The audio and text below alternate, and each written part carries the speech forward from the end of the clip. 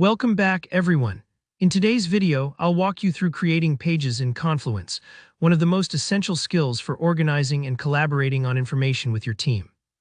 By the end of this tutorial, you'll know exactly how to add child pages in the right spot, customize your page title, and start using powerful Confluence features to make your workspace truly shine. Let's dive right in and get your next project off on the right foot. First, let's get you to the right spot in Confluence. On the left-hand side of your screen, you'll see the Space sidebar. Think of a space like a digital folder that brings related content together, maybe all your team's meeting notes, documentation, or project plans. You'll want to click into the specific space where your new page belongs. This is important for keeping information organized so it's easy to find later.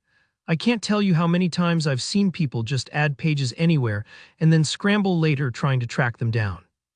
Take that extra few seconds to land in the right space, it'll save you headaches, trust me. Now look for the section labeled Pages in the sidebar. Right next to it you'll see a plus sign, that's your Create button. Instead of just hitting Create at the top, clicking the plus here does something special. It creates a child page within the current page hierarchy. Imagine you've got your main project overview, and you're ready to add a detailed breakdown or a meeting summary beneath it. This keeps everything nice and tidy, like folders inside folders on your computer. Go ahead and click that plus. Don't worry if you're not sure where to start. You can always move pages around later if you need to.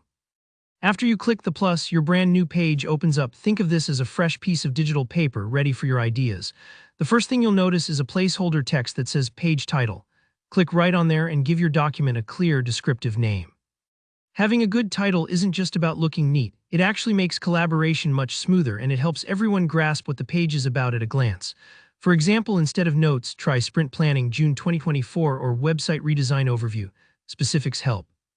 Once your page is named, it's time to add some content. Here, where Confluence starts to get really flexible and powerful. In the body of your page, if you just start typing, you can enter text as you would in a simple editor. But here's a handy shortcut that can save you a bunch of clicks. Hit the slash key, just the slash character on your keyboard. This instantly pulls up a menu of macros you can insert. Not sure what a macro is? Think of it as a building block you can drop in to add special content, tables for organizing data, images for visual interest, or action items that automatically create checklists. Let's say you want to set up a to-do list for your team. Just type and select the action item macro and boom, you've got a checklist. Take your time playing around with these macros. There's really no way to break anything, and you'll quickly discover shortcuts that make your pages not just informative, but engaging and collaborative. And remember, you can always edit, move, or archive pages later, so don't let the fear of messing up hold you back. And that's it, you've just laid the foundation for building organized, dynamic spaces in Confluence. Give yourself a pat on the back. I know these tools can feel a bit overwhelming at first, but with a few clicks, you're well on your way to becoming a Confluence pro. If this tutorial helped you out, don't forget to hit that like button, share your questions or tips in the comments, and subscribe so you don't miss our upcoming Confluence guides. Thanks for watching, and I'll see you in the next video.